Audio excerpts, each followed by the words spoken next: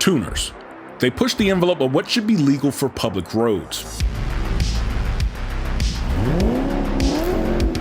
From increasing the output of the engine, to reinforcing the chassis and adding beefier suspension components, installing humongous brakes, and fitting more rubber under those fender arches. The end result is a vehicle that far outperforms the original, other than fuel economy. A great example of this is the Roof CTR Yellowbird, a car that started life as a modest 911 Carrera 3.2 and then gets bored out to 3.4 liters, force-fed with twin turbochargers, lightened by 400 pounds, and subsequently becomes the fastest production car in the world with a 213 mph top speed. Tuners like Roof, Alpina, Mugen, Callaway all could take your bone-stock emissions legal enthusiast car and turn it into a supercar humbling machine that without a keen eye will go under the radar as a stock vehicle.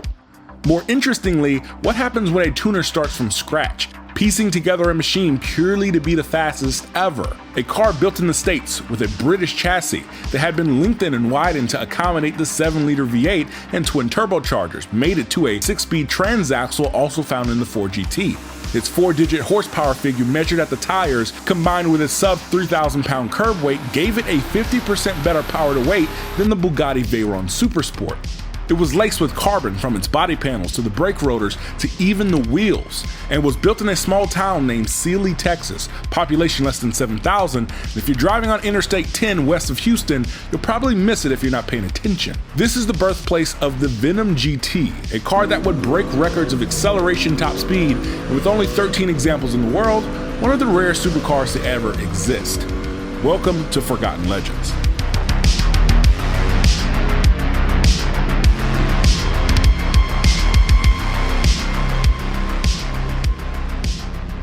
The inception of the Venom GT starts with an engineering school dropout turned entrepreneur by the name of John Hennessy. Using the money he made from his asbestos removal business in Texas, he would pursue his real passion of building and tuning imports in his garage. John Hennessy's dream car at the time was the Porsche 959, a Group B homologation special that was the fastest street-legal production car with its twin-turbo flat 6 and space-age all-wheel drive system and electronics. Since he couldn't swing the $250,000 price tag, he would substitute it for the next best thing, a Mitsubishi 3000 GT VR4. At first glance, they seemed diametrically opposed, the Porsche being a German-engineered street-legal rally car, and the 3000 GT being a Japanese Grand Tourer. But with closer examination, they had some similarities. Both used 6-cylinder engines, both were twin turbocharged, both using all-wheel drive and with a manual transmission. John Hennessy would use the 3000 GT's underpriced and overperforming chassis as the basis for his first modified offering, the Hennessy VR200. The VR200 included more efficient turbochargers, bigger injectors, and variable boost options, which at full boost would produce 450 horsepower, surprisingly the same as the Porsche 959 that inspired it. The VR200 would debut at Pikes Peak and then driven to Bonneville Salt Flats to set a production class record, and with the lessons learned on the VR200, Hennessy would begin modifying even faster platforms.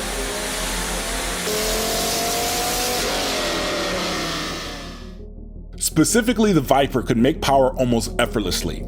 The huge displacement of the pushrod V10 could consume tons of air, and with the combination of twin Garrett T37 turbochargers, 10 additional fuel injectors, an auxiliary fuel pump, and 6 pounds of boost, the Hennessy Venom 800 Viper could produce 725 rear-wheel horsepower.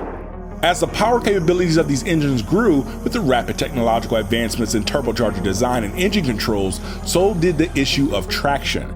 With a powerful front-engine rear-wheel drive platform like the Viper, traction was its biggest difficulty. Even with its massive 335mm wide rear tires, adding horsepower didn't equate to radically quicker 0 to 60 times. The platform was at its design limits, and to further push the envelope, a more European and mid-engine layout was destined to be explored.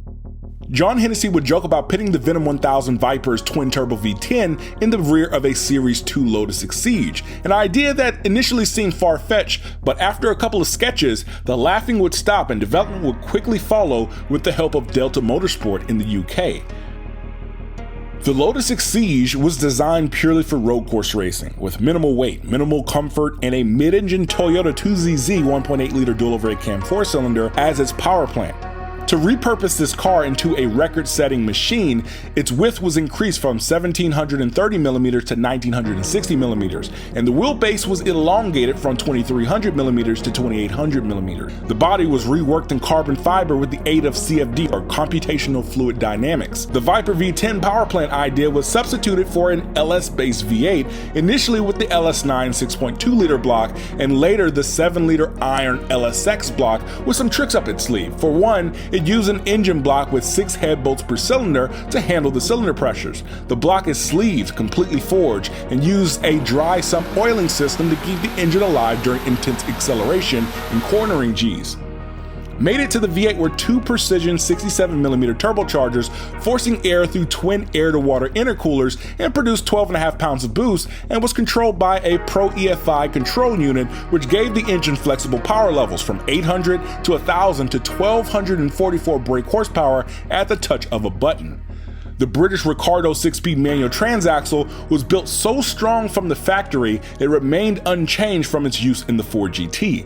And the entire combined package weighed 1,244 kilograms, which gave it a 1 brake horsepower per kilogram power to weight ratio.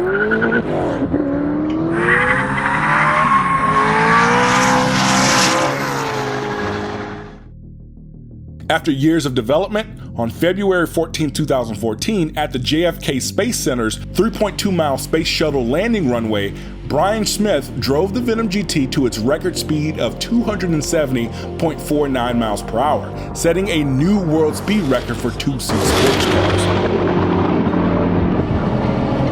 270. Yeah! All right. This made the Texan Built British chassis American V8 Trio faster than the, at the time, world's fastest production car, the Bugatti Veyron Supersport, which posted a 267.8 mile per hour top speed.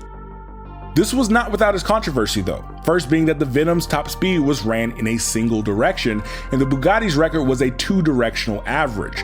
Also, the Bugatti's record was done while being delimited, which initially disqualified it for the Guinness World Record production car speed title, but after a 5-day review, Guinness would reinstate the Bugatti record.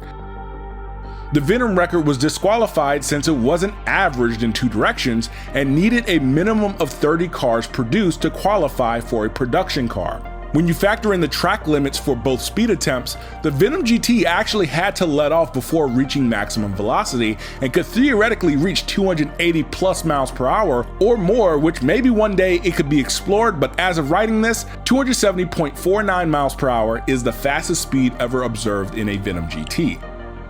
Only 13 Venom GTs exist, being produced from 2011 to 2017, consisting of 7 coupes and 6 open-top roadsters, which make it one of the rare supercars to exist, and you'd be very hard-pressed to find one at your local Cars and Coffee. It's crazy to think that this Texan-built British chassis American V8 concoction wasn't the first time this recipe was used. In the 60s, a Texan by the name of Carroll Shelby took British AC Roadsters and shoved powerful Ford 427 cubic inch V8s in them, and therefore a legend was born.